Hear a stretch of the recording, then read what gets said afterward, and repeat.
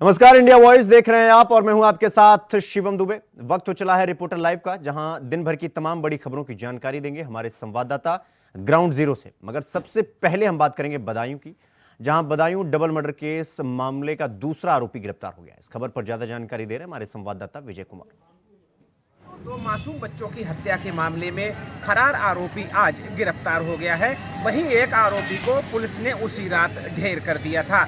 वहीं इस मामले में पूरे मामले में जो आरोपी था वो बदायूं में भाग करके दिल्ली गया था और दिल्ली के बाद आज बरेली पुलिस बारादरी पुलिस ने गिरफ्तार किया था और बारादरी पुलिस ने बदायूं पुलिस को सौंपा है। हालांकि बदायूं पुलिस ने शहर से बाहर उज्जैनी कोतवाली ले जाकर के पूछताछ कर रही है।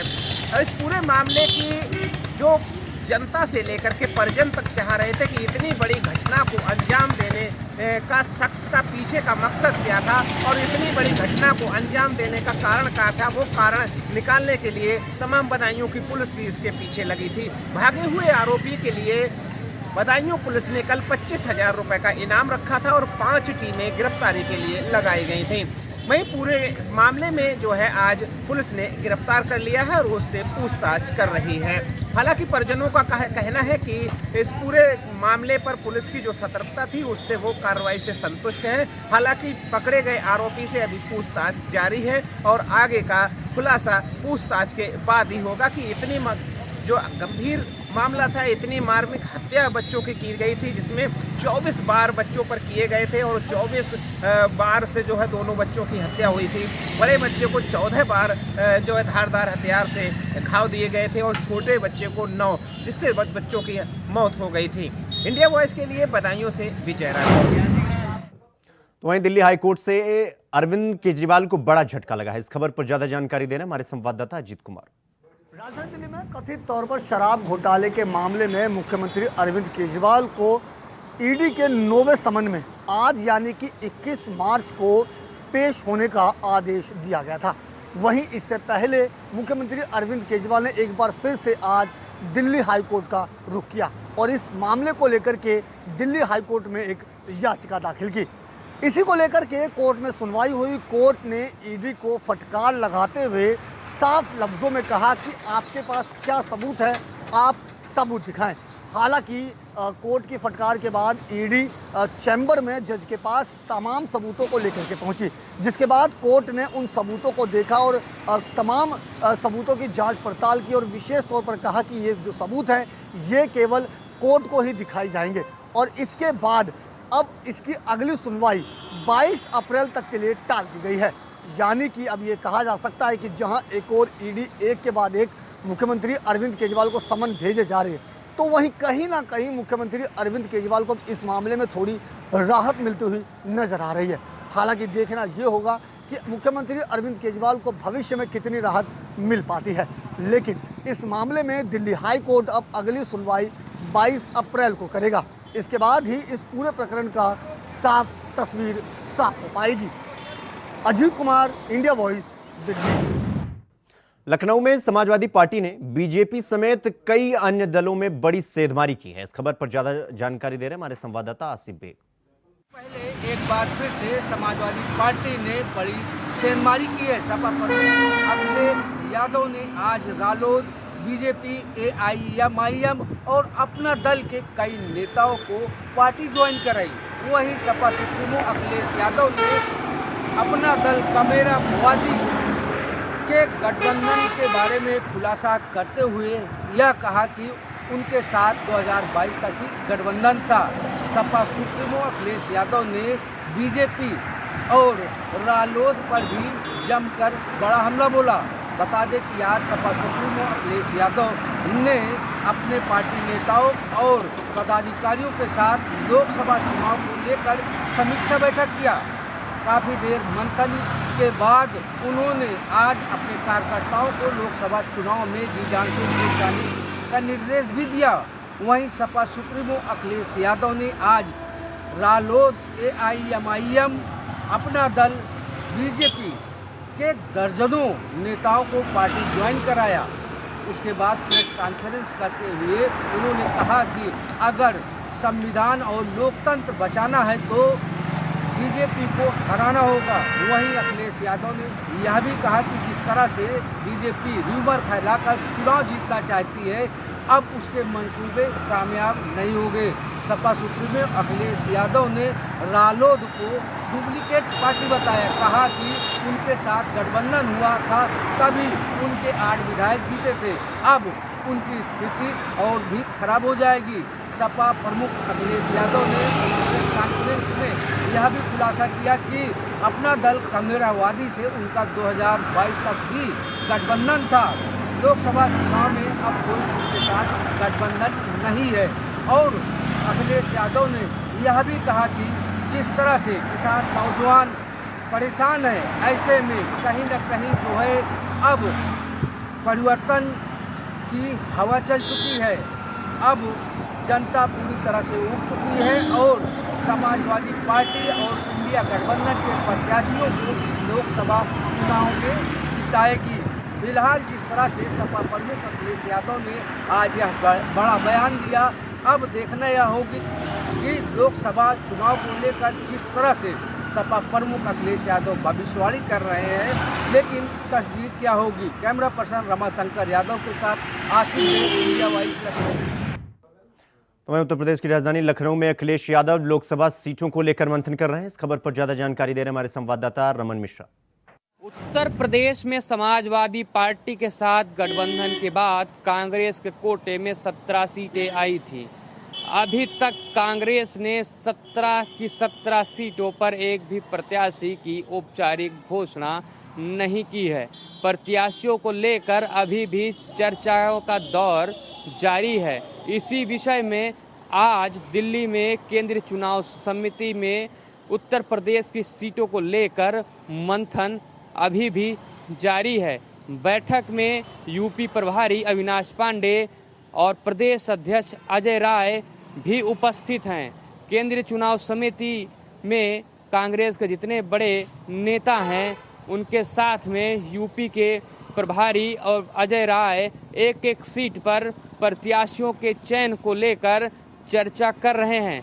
माना जा रहा है कि आज शाम तक उत्तर प्रदेश की 17 की 17 सीटों पर नाम क्लियर हो जाएंगे। हालांकि ये भी सूत्रों का मानना है, सूत्रों के हिसाब से ये भी है कि अभी कल तक कांग्रेस 8 सीटों पर ऐलान कर सकती है और कुछ सीटों पर वह 1-2 दिन बाद में ऐलान करेगी। आपको ये भी बता दें कि 23 तारीख को कांग्रेस का यहाँ पे एक शिविर है। उस शिविर में भी अजय राय और यूपी प्रभारी अविनाश पांडे मौजूद रहेंगे। साथ में दिल्ली के बड़े नेता भी शामिल होंगे।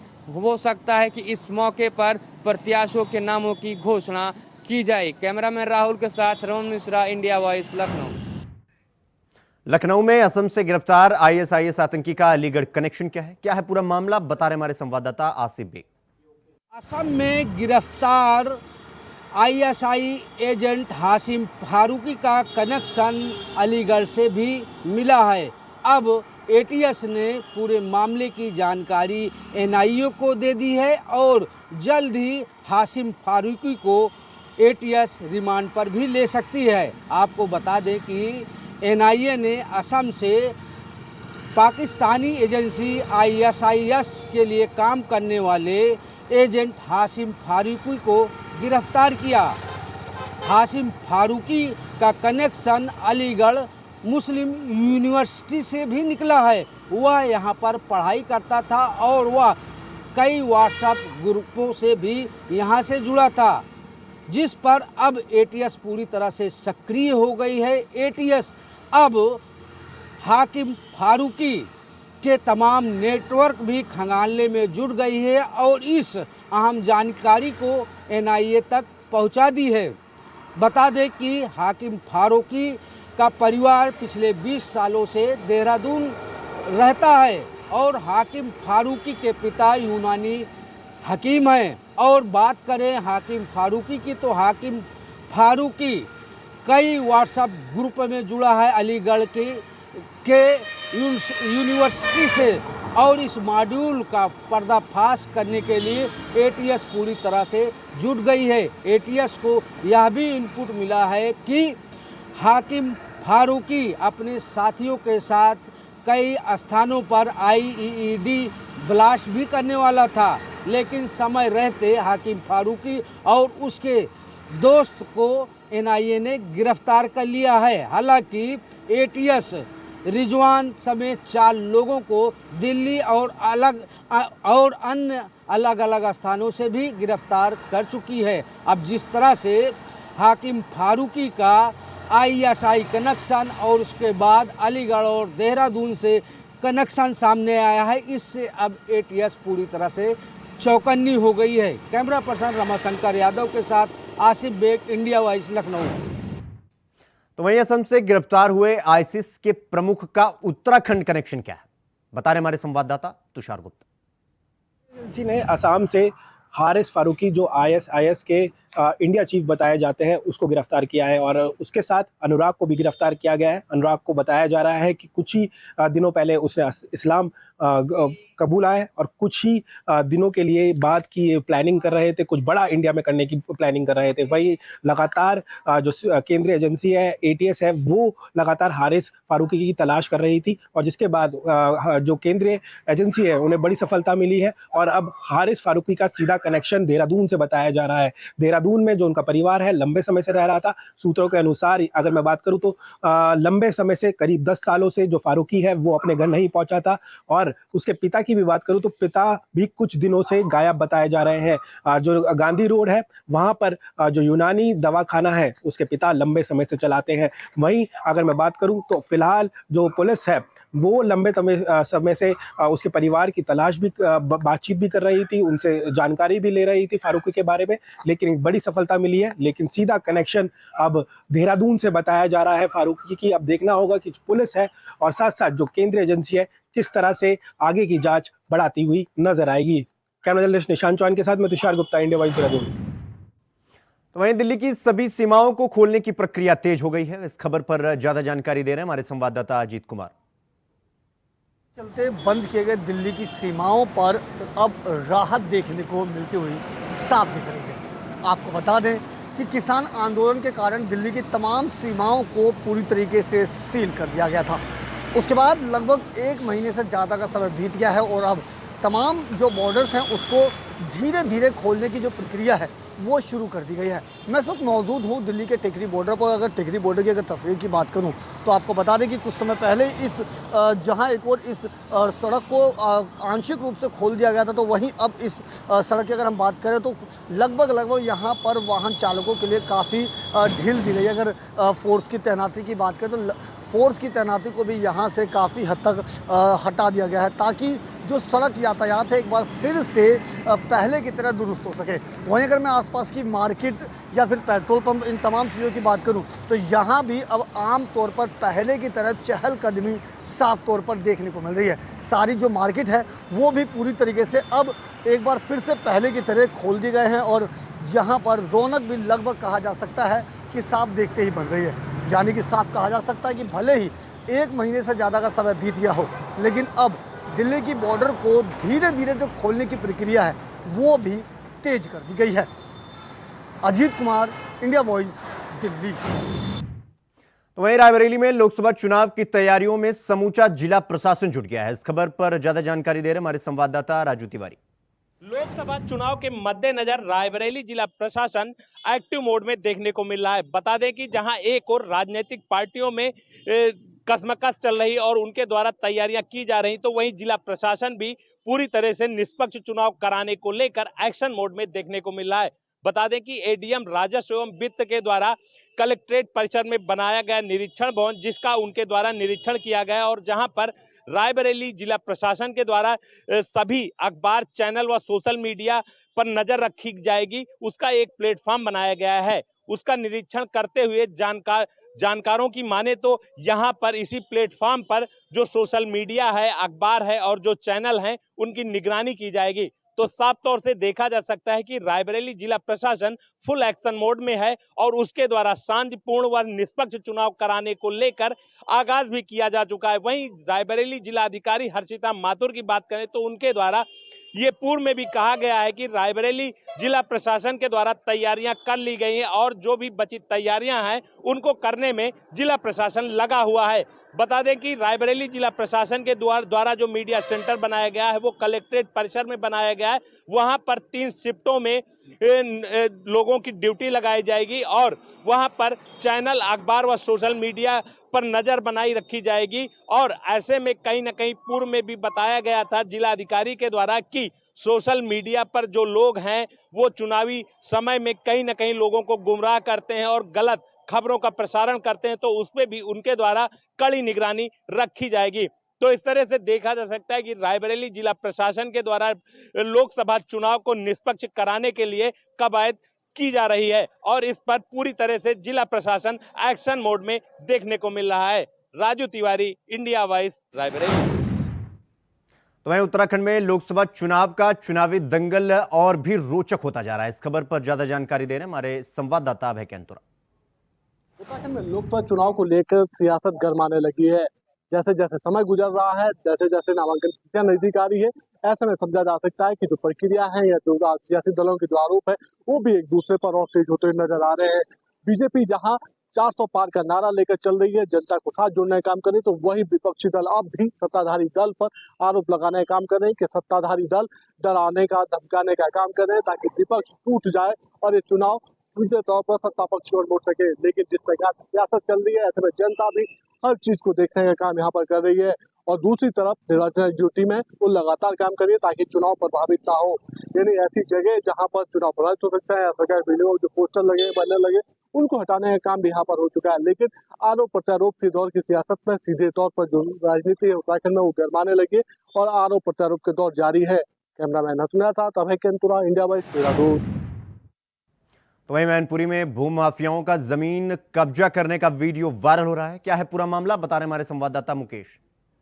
किसनी थाना क्षेत्र में असलाधारी जो भूमाफिया दबंग हैं वो पीड़िता की जमीन पर कब्जा कर रहे हैं। सोशल मीडिया पर वीडियो वायरल हो रहा है। पूरे मामले के अनुसार आपको बताते चलें, मैनपुरी के किसनी थाना क्षेत्र के नगला आखे की निवासी कविता श्री पत्नी नेत्रपाल सिंह ने अधिकारियों को शिकायत दर्ज कराई है और लगातार वहां आप एक वीडियो देख रहे हैं जिस वीडियो में असले की दम पर जबरन कब्जा करा जा रहा है। पीड़िता ने बताया कि उसकी शिकायत उसने थाने पर भी दर्ज कराई थी मगर कोई भी किसी तरीके की कार्रवाई करने के लिए तैयार नहीं है। आज पीड़िता ने एसपी कार्यालय पहुंचकर असलाधारी जो दबंग हैं उनकी शिकायत दर्ज कराई है और उनके विरुद्ध कड़ी कार्रवाई किए जाने की मांग की है। अब देखना यह है कि प्रशासन के जो आला अधिकारी हैं वो कब तक पीड़िता को न्याय दिला सकेंगे या नहीं, ये तो समय ही बताएगा। फिलहाल वीडियो में जिस तरीके से असलाहों के दम पर अवैध कब्जा किया जा रहा है, दीवार व नींव भरवाई जा रही है वहां पर, तो स्थानीय लोगों ने साफ तौर से कहा है कि कानून व्यवस्था से पूरे रूप से खिलवाड़ किया जा रहा है। अब इन भूमाफियाओं पर कितनी नकेल कस पाती है मैनपुरी पुलिस, देखना ये तो बाकी बात है। मैनपुरी से इंडिया वॉइस के लिए मुकेश कुमार। तो वहीं बुलंदशहर में होली से पहले खाद्य सुरक्षा विभाग हरकत में आ गया है। क्या है पूरा मामला, बता रहे हमारे संवाददाता वरुण शर्मा। बुलंदशहर में होली के त्यौहार को लेकर खाद्य विभाग की टीम अलर्ट नजर आ रही है। वहीं दिल्ली एनसीआर में बुलंदशहर से मावा और पनीर सप्लाई होता है जिसको लेकर लगातार पुलिस प्रशासन खाद्य विभाग की टीम अलर्ट पर है। वहीं अरनिया थाना क्षेत्र इलाके में आज खाद्य विभाग की टीम ने 2 ऐसी डेयरियों पर छापेमार कार्रवाई की है जिसका दूध से बनने वाला पनीर और मावा दिल्ली एनसीआर, गाजियाबाद, नोएडा और दिल्ली में जाता है, जिसको लेकर छापेमार कार्रवाई की गई है। छापेमार कार्रवाई के दौरान खाद्य विभाग की टीम ने 12 सैंपल भरे हैं जो जांच के लिए भेजे गए हैं। वहीं खाद्य विभाग की टीम का कहना है कि लगातार शासन के आदेश के अनुसार छापेमार कार्रवाई की जा रही है और होली का त्यौहार है जो भाईचारे से बने और किसी तरह की किसी को कोई दिक्कत परेशानी ना हो, जिसको लेकर ये छापेमार कार्रवाई की जा रही है। वहीं खाद्य विभाग की टीम का दावा है कि लगातार जनपद भर में जहाँ जहाँ मिठाई बनती हैं वहाँ पर सैंपल लिए जा रहे हैं और जहाँ भी संदिग्ध प्रतीत होता है कुछ भी मिठाई, उनके खिलाफ कार्रवाई की जा रही है और सैंपल भर के जांच के लिए भेजे जा रहे हैं। वहीं बुलंदशहर में भी आज 12 सैंपल भरकर खाद्य विभाग की टीम ने भेजे हैं जांच के लिए। वरुण शर्मा, बुलंदशहर। वहीं लखीमपुर खीरी में एंटी करप्शन ने एडीओ पंचायत को गिरफ्तार किया है। क्या है पूरा मामला, बता रहे हमारे संवाददाता रामजी सिंह। चलें कि लखीमपुर खीरी में एक बड़ी खबर निकलकर सामने आई है। एंटी करप्शन टीम जो लखनऊ से टीम आई थी, उन्होंने रंगे हाथ 50,000 की रिश्वत लेते हुए जो एडीओ पंचायत है जो बाकायदा ईसानगर ब्लॉक में तैनात है, उनको रंगे हाथ गिरफ्तार किया है। और जो इस समय खड़े हुए जो परिसर खीरी थाना का परिसर है, परिसर में लिखा पढ़ी कर रही चीज जा रही है। और वहीं जो आरोपी एडीओ पंचायत वो भी बैठे हुए हैं, बाकायदा नोटों की गणना की जा रही है और नोट की बाकायदा गिनती करके गिनती लिखा जा रहा है। वहीं एंटी करप्शन की टीम की जो प्रभारी है, उन्होंने भी मीडिया को बताया है कि बाकायदा एक गिरफ्तारी हुई है, बाकायदा एक जाल बिछाया गया। जो शिकायत करता था उससे परिवार रजिस्टर में नाम के नाम पर बाकायदा पैसा मांगा जा रहा था और बाकायदा उसकी शिकायत हुई। शिकायत के बाद टीम ने बाकायदा उसकी जांच कराई। जांच कराने के बाद उसको गिरफ्तार किया गया है। लखीमपुर खीरी से इंडिया वॉइस से रामदास। लखनऊ में एक बुजुर्ग पानी की टंकी पर चढ़ गया। क्या है पूरा मामला, बता रहे हमारे संवाददाता अमान। क्षेत्र में आपको बता दें, एक व्यक्ति घोड़ा अस्पताल के बगल में पानी की टंकी के ऊपर चढ़ जाता है। वहीं पे क्षेत्र में लोगों को देख के अफरा तफरी का माहौल बन जाता है। वहीं पे इसकी सूचना जैसी स्थानीय पुलिस को मिलती है, स्थानीय पुलिस सहित फायर ब्रिगेड की गाड़ी भी वहां पे मौके पर पहुंच जाती है और वहीं पे इसको समझाया बुझाया जाता है और बुझा के नीचे उतारने का जो स्थानीय पुलिस है वो प्रयास करती है। लेकिन आपको बता दें, पूरा मामला मेरठ से जुड़ा हुआ है। मेरठ के जियाउल हक का पूरा मामला है। मेरठ के जियाउल हक का साफ तौर से कहना है कि 2018 में हमने 69,000 का एक लोन लिया था अपनी जमीन के ऊपर, जिसको 2022 में ब्याज सहित हमने अदा कर दिया था। उसके बावजूद हमारी जो जमीन के पेपर लगे थे, उस पेपर से उस लोन को नहीं काटा जा रहा था, जिसको लेके वो यूको बैंक भी गया। यूको बैंक में उसको नो ड्यू की रसीद भी मिली। नो ड्यू की रसीद लेके जब वो मेरठ प्रशासन के पास जाता है, तहसीलदार के पास जाता है, तो तहसीलदार के तरफ से उससे 5,000 रुपए की रिश्वत मांगी जाती, जिसको जियाउल हक देने में असमर्थ होता है। उसके बाद जियाउल हक का काम नहीं हो रहा था। जियाउल हक का ये भी कहना है साफ तौर से कि मैं लगातार इनके सारे पेपर भी दे रहा हूँ और नो ड्यू की रसीद भी दे रहा हूँ, उसके बावजूद भी मुझसे पैसा मांगा जा रहा है, जिसको लेके लगातार जिला प्रशासन द्वारा इनको प्रताड़ित किया जा रहा था। वहीं ये परेशान व्यक्ति जिसकी मेरठ जिला प्रशासन में नहीं सुनवाई होती, वो लखनऊ आता है। लखनऊ आके वो पानी की टंकी पे चढ़ के इस तरह का प्रयास करता है। वहीं आपको बता दें कि मौके पे जो स्थानीय पुलिस थी और वहीं पे जो वहाँ की एडीसीपी हैं मनीषा सिंह भी पहुंचती है। मनीषा सिंह पहुंच के उस जियाउल हक को समझा बुझा के किसी तरह से नीचे उतारती हैं और नीचे उतार के उससे आश्वासन देती हैं कि तुम्हारे मामले का जो भी निस्तारा है वो हम उच्च अधिकारियों से बात करके निपटवाएंगे। लखनऊ से मोहम्मद अमान। तो वहीं बिजनौर पहुंचे आजाद समाज पार्टी के राष्ट्रीय अध्यक्ष चंद्रशेखर आजाद। इस खबर पर ज्यादा जानकारी दे रहे हैं हमारे संवाददाता जहीर अहमद। लोकसभा चुनाव का बिगुल बज चुका है। इस वक्त हम बिजनौर के कलेक्ट्रेट में मौजूद है, जहां पर प्रथम चरण के मतदान की नामांकन प्रक्रिया कल से शुरू हो चुकी है। कल की अगर बात की जाए तो किसी भी प्रत्याशी का कल नामांकन दाखिल नहीं हो सका था। कई प्रत्याशियों के समर्थकों ने पर्चे ज़रूर खरीदे थे। आज नामांकन के दूसरे दिन आज़ाद समाज पार्टी के अध्यक्ष जो नगीना लोकसभा सीट से प्रत्याशी हैं, वो आज अपना नामांकन दाखिल कराने के लिए समर्थकों के साथ 2:45 बजे कलेक्ट्रेट कंपाउंड में पहुंचे, जहां पर वो जैसे ही रिटर्निंग ऑफिसर के पास पहुंचे और अपना नामांकन पत्र दाखिल करने का प्रयास किया, तभी उन्हें बताया गया कि 3 बज चुके हैं, अब टाइम ख़त्म हो चुका है। जिसके चलते चंद्रशेखर आज़ाद को बिना नामांकन कराए ही वापस बैरंग लौटना पड़ा। चंद्रशेखर आज़ाद ने इस दौरान मीडिया से बात करते हुए सत्ताधारी दल पर कई तरीके के गंभीर आरोप भी लगाए और जमकर निशाना भी साधा। साथ ही उन्होंने ये भी कहा कि उनका पर्चा भी निरस्त कराया जा सकता है, जिसको लेकर वो आंदोलन की भी बात कह रहे हैं। साथ ही कलेक्ट्रेट की बात की जाए तो यहाँ पर सुरक्षा व्यवस्था चाक चौबंद कर दी गई थी। पुलिस चप्पे चप्पे पर तैनात है। विकास भवन से लेकर के नुमाइश मैदान तक कई जगह बैरिकेडिंग लगाई गई है और पूरे रास्ते को बंद कर दिया गया है। बिजनौर से जहीर अहमद, इंडिया वॉइस। तो वहीं प्रतापगढ़ में बदमाशों ने फर्नीचर व्यापारी की गोली मारकर हत्या कर दी है। इस खबर पर ज्यादा जानकारी दे रहे हैं हमारे संवाददाता हीरेंद्र। प्रतापगढ़ में फर्नीचर व्यवसायी अपने बच्चे को स्कूल छोड़ने जा रहा था। बाइक सवार बदमाशों ने गोली मारकर हत्या कर दी और मौके पर ही व्यापारी की मौत हो गई। स्थानीय लोगों ने उसको लेकर अस्पताल पहुंचे, जहां डॉक्टरों ने मृत घोषित कर दिया और इसको लेकर बाजार के व्यापारी हंगामा करने लगे और 100 को 4 घंटे से अधिक अपने कब्जे में लिए रहे। मौके पर जानकारी पाते ही प्रतापगढ़ के SP Satpal Lantil, additional SP Durgesh Kumar भारी पुलिस बल के साथ पहुंचे, घटनास्थल और सीसीटीवी फुटेज की निगरानी की और 5 से अधिक टीमें खुलासे के लिए लगाई और इसको लेकर काफी देर तक गहमा गहमी रही। बाजार स्थानीय व्यापारियों ने बंद किया था और वहीं एसपी सतपाल अंतिल का कहना है कि जल्द ही हत्या का खुलासा किया जाएगा और सभी बदमाशों को गिरफ्तार करके जेल भेजा जाएगा। Dhirendra Pratap Singh, India vice, Pratapgarh. तो मथुरा में थाना सदर बाजार पुलिस ने चोरी की घटना का खुलासा किया है। इस खबर पर ज्यादा जानकारी दे रहे हैं हमारे संवाददाता मोहम्मद फारूक। मथुरा में एसएसपी आवास के सामने फरीदाबाद निवासी दीपक गुप्ता की गाड़ी में से एक अटैची चोर ले गए थे उसको, जिसमें कैश रखा हुआ था और उसमें जो है कैश जो है लगभग 4 लाख रुपए दीपक गुप्ता द्वारा बताया जा रहा था। लेकिन जब उन्होंने गिनती करी तो उसमें 1,41,000 रुपये उन्होंने कैश बताया है। लेकिन पुलिस ने, थाना सदर बाजार की पुलिस और स्वाट टीम ने मिलकर उसको बरामद कर लिया है और जिसमें 4 बदमाशों को गिरफ्तार किया गया है। 2 बदमाशों को मुठभेड़ में पैर में गोली लगी है और 2 बदमाश और पकड़े गए हैं जिनके गोली लगी है। घायल हुए हैं बदमाश, उनको अस्पताल में भर्ती कराया गया है और जो 2 बदमाश हैं उनसे पुलिस पूछताछ कर रही है। यानी 4 बदमाशों को पुलिस ने गिरफ्तार कर लिया है और उनके पास से कैश भी बरामद हुआ है, एक गाड़ी बरामद हुई है, तमंचा बरामद हुआ है और कारतूस बरामद हुए हैं। इंडिया वॉइस के लिए मैं मोहम्मद फारूक, मथुरा। रिपोर्टर लाइव में फिलहाल अभी के लिए बस इतना ही। देश दुनिया की तमाम बड़ी खबरों को देखने के लिए देखते रहें इंडिया वॉइस। नमस्कार।